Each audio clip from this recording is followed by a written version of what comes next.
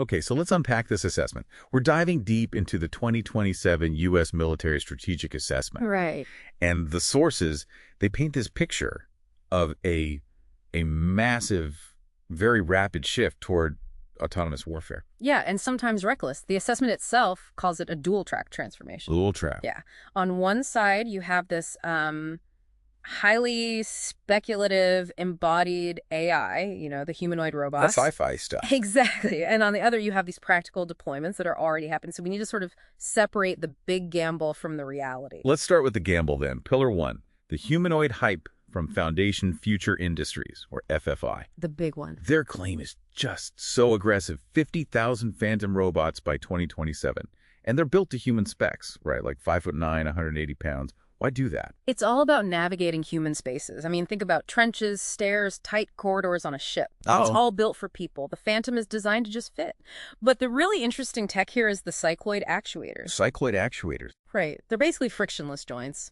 The sources say this makes them incredibly quiet and shock resistant. Very different from, noisy traditional hydraulics. That sounds like a genuine breakthrough. Yeah. But here's the red flag. The sources flat out label this a high-risk goal. Of course. That production plan, it requires a 200-fold scale-up from a few dozen to tens of thousands in 1 year.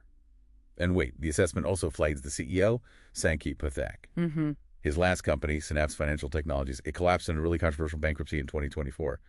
How is the DoD justifying that kind of key man risk? Well, that's the multi-million-dollar question. It's the highest liability in the whole report. Going from a spectacular fintech failure to leading this project it's a huge leap of faith. A massive liability. Okay, so speaking of reliable advantage, let's pivot to Pillar 2.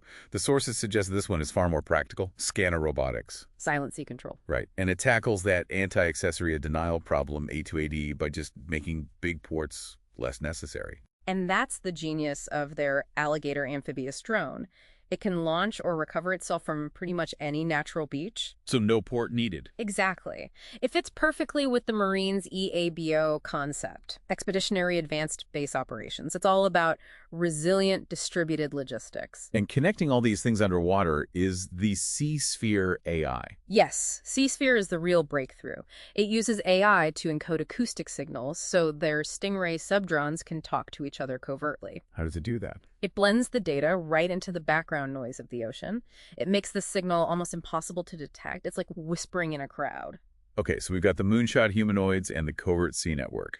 Let's finish with Pillar 3, the defensive shield, MADIS. The Naval Air Defense Integrated System. And this isn't hype, it's mature tech. The sources say it hit full-rate production late last year in 2025, with the first units going to the Pacific. Right, but why is it so essential? What problem does MADIS solve that our current systems don't? It's the cost. It fixes the cost asymmetry problem. You can't keep firing a multi-million-dollar missile at a cheap commercial drone. It's economically unsustainable. Exactly. And MADIS flips that. It's a dual vehicle system. The MK1 has a 30mm cannon for a hard kill, and the MK2 uses electronic warfare for a soft kill. So it can just jam the drones. Most of the time, yes. It's a cheap, effective way to defend a distributed force without going bankrupt.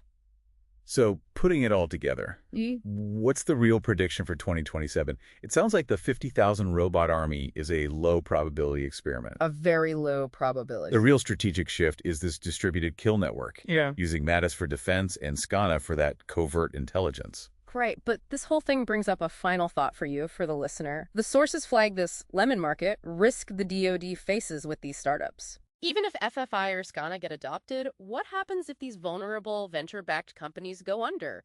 Just like Pathak's last one did. How does the military secure the software source code, maybe through escrow, so these multi-million-dollar assets don't just become paperweights? That's the real long-term challenge here.